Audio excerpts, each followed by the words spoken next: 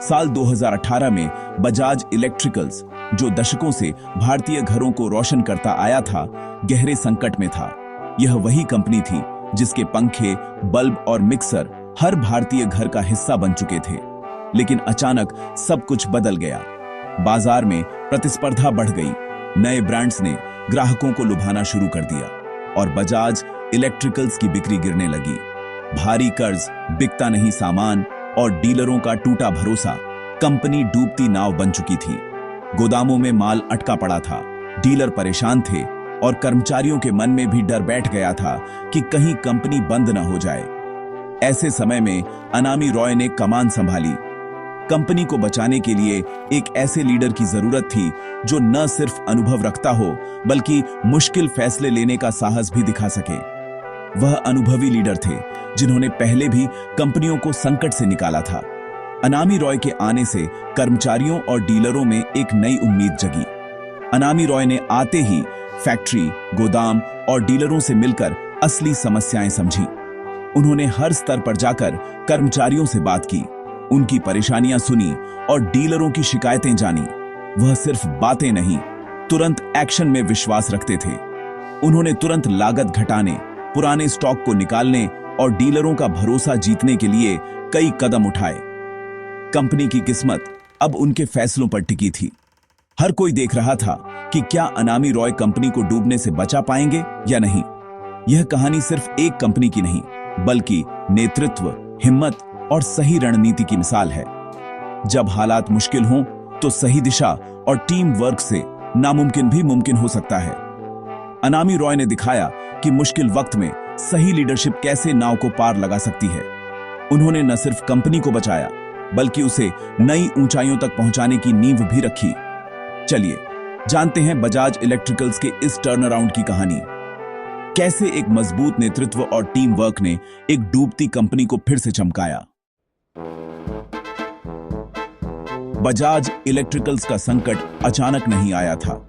यह एक दिन में पैदा नहीं हुआ, बल्कि कई सालों की गलतियों और अनदेखी का नतीजा था।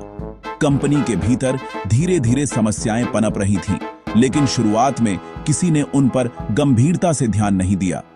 इसकी जड़ डीडीएच पुराने गलत फैसलों में थी। कई बार कंपनी ने ऐसे निर्णय लिए जिनका असर तुरंत तो नहीं दिखा, लेकिन आगे चलकर वे बहुत भारी पड़ डीडीएच गए। पुराने रिकॉर्ड और मीटिंग्स में इन गलतियों के संकेत मिलते हैं। सबसे बड़ी समस्या थी ईपीसी बिजनेस, सरकारी प्रोजेक्ट्स, जिनमें पैसा फंस जाता था और सालों तक नहीं आता था।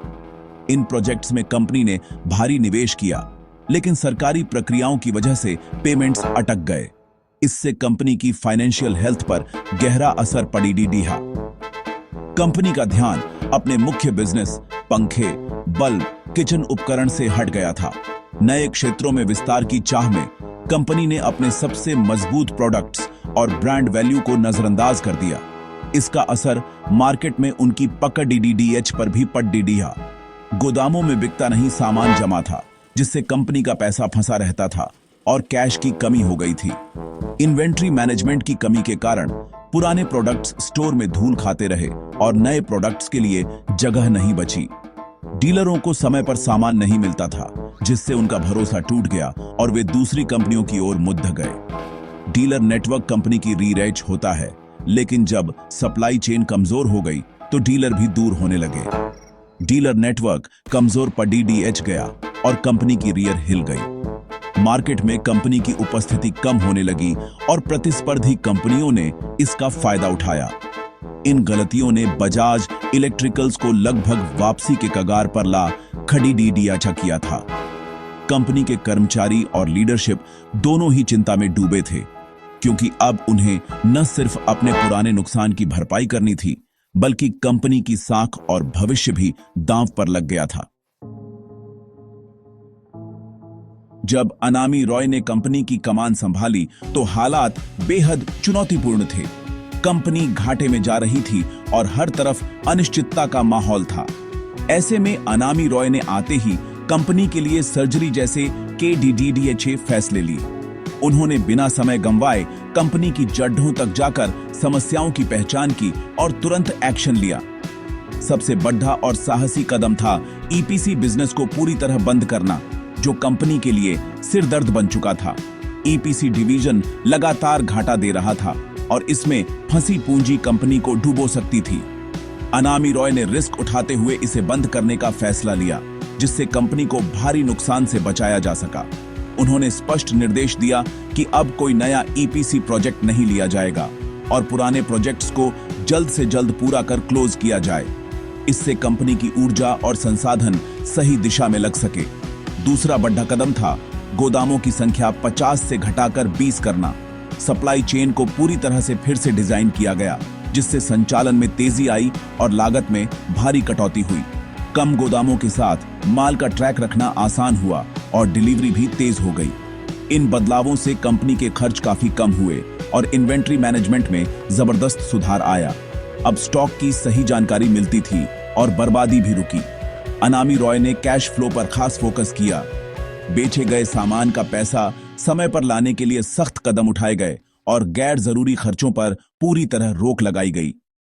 इससे कंपनी के पास कामकाजी पूंजी बढ़ी और वित्तीय स्थिति मजबूत हुई। इन शुरुआती 90 दिनों में ही कंपनी की दिशा बदल गई थी। अनामी रॉय के मास्टर प्लान और निर्णायक फैसलों ने कंपनी को नई ऊर्जा दी और सबको भरोसा दिलाया कि मुश्किलें चाहे जितनी भी हों, सही नेतृत्व से बदलाव मुमकिन है। अनामी रॉय जानते थे कि कंपनी की असली ताकत डीलर और डिस्ट्रीब्यूटर है। उन्होंने खुद देश भर के डीलरों से मिलकर उनकी समस्याएं सुनी और भरोसा दिलाया कि अब बदलाव होगा। डीलर मीटिंग्स में पारदर्शिता और ईमानदारी दिखाई, कंपनी की चुनौतियां और समाधान खुले तौर पर बताए। उन्होंने रेंज सेलिंग पॉलिसी शुरू की। डीलर अब बजाज के कई प्रोडक्ट्स बेच सकते थे, जिससे उनकी कमाई बढ़ी। डीलरों को समय पर मार्जिन और सप्लाई मिलने लगी। टूटा हुआ भरोसा लौटने लगा और पुराने डीलर भी वापस आने लगे। यह साबित हुआ कि बिजनेस सिर्फ नंबरों का नहीं, रिश्तों का भी खेल है। अनामी रॉय और टीम की मेहनत का असर जल्दी दिखा। कंपनी घाटे से मुनाफे में आ गई।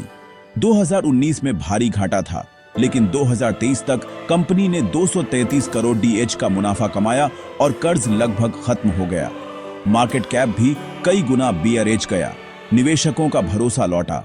कंज्यूमर प्रोडक्ट्स डिवीजन में नई जान आई। नए डिजाइन, युवा ग्राहकों के लिए प्रोडक्ट्स और 2 नए क्षेत्र, स्विच गियर और सोलर।